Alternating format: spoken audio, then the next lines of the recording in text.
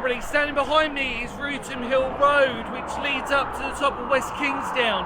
And it was on this very stretch here where a tragic murder took place. I really hope you should stay along and watch this one. Stay with me. Let's go see what happened in 1946. Notably, Wrotham Hill murder. Come on.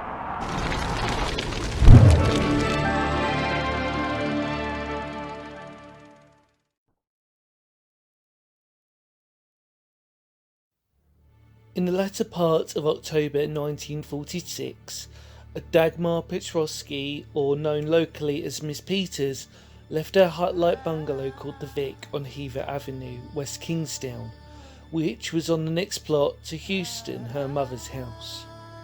Dagmar had left her home to try to hitch a lift via London to visit relatives in Woking, but sadly she did not arrive at her destination.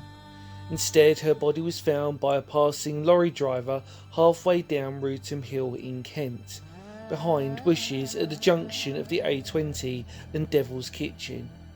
Dagmar had worked for the post office as a telephone operator. She had taken early retirement some 5 years earlier. The murder squad detectives under Chief Inspector Robert Fabian from Scotland Yard were given the case. Fabian was already working on a local murder case and he had become familiar with the area. In fact, it was 3 months earlier in a wooded area near Falcon Green, a man walking his dog had found the body of an 11-year-old girl named Sheila Martin. She had been raped and then strangled with her own hairband. It was thought that by the investigating team that a local boy was responsible, but this was unfounded. So the worry was that the same person who'd killed Sheila had also murdered Dagmar.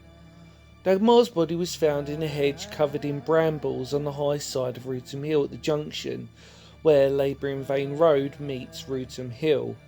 Behind the body was a steep ravine leading to the top of the hill, known locally as Hell's Kitchen.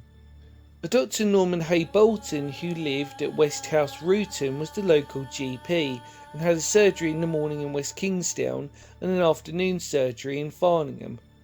He was called to the scene. Dr. Hay Bolton certified Miss Petrovsky's death, but no further investigation for fear of disturbing any evidence at the scene. Home Office pathologist Dr. Keith Simpson performed a detailed examination, which was done in a small makeshift building with a corrugated iron roof next to the fire station in the village of Borough Green. There was no sign of any struggle or sexual assault. The cause of death was a fractured neck and strangulation with a scarf. Having had interviews with Dagmar's mother, police were keen to find 3 missing possible clues, one being a small terrier puppy that Dagmar had bought the previous day in Maidstone Market, a yellow crocheted handbag made by her sister-in-law, and a brown horseshoe-shaped purse of chrome leather and a Yale lock key. The movements of hundreds of people, mainly lorry drivers, were checked, but alas to no avail. The sister-in-law was asked to make another bag like the one that was missing, and a photograph was taken, then shown in newspapers. A young man came forward and said he had found one like it in a lake near the cider factory in East Malling. This led to a 45-year-old man named Sidney Sinclair, one of the lorry drivers that had already been interviewed, who had been in the vicinity of the cider factory and had travelled by way of Wrotham Hill.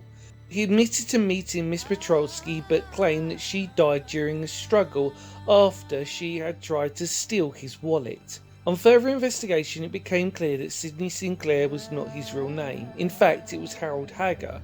He was well known to the police for having 16 convictions, one namely for the assault on a woman. He was also an undiscovered bigamist. At his trial, he was defended by Melford Stevenson QC, notwithstanding medical evidence that Sinclair from Little Abingdon, Cambridgeshire, had suffered from blackouts and headaches. His wife, Daisy Emily Sinclair, gave a declaration to say that he had been one of the best husbands, and on March the 7th, 1947, after a 2-day trial, the jury took half an hour to find Sinclair guilty. He was sentenced to death by Mr. Justice Byrne, a newly appointed judge. This was his first capital sentence.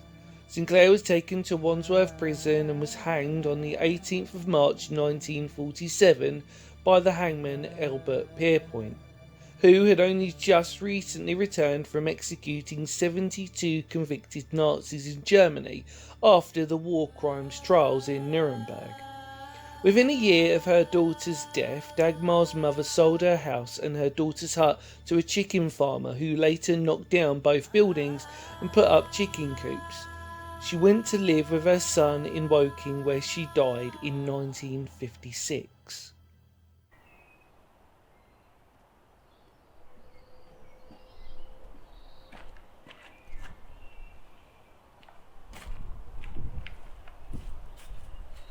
We end our story at West Kingsdown Church. This is St Edmund's Church, and this is where Dagmar Przeworski. Please forgive my pronunciation on that. I know that I probably said it differently dozens of times on this video, so I do apologise. This is where she's buried, and unfortunately, as you can see now, we have filmed it. The gravesite has seen better days, and we had to actually scrape off a bit of it just to make sure we got the date and everything on there correct, and that it was the right grave. It's so decrepit, which is unfortunate for such an incredible story about an incredible person, really. I really hope you enjoyed that video for what it was worth. Obviously, it was a tragic murder story, but it was quite nice to me because it was a local story, which I've been aware about for a long time now, but now finally had the opportunity to record it, and what a glorious day to do it in such a beautiful church standing behind me.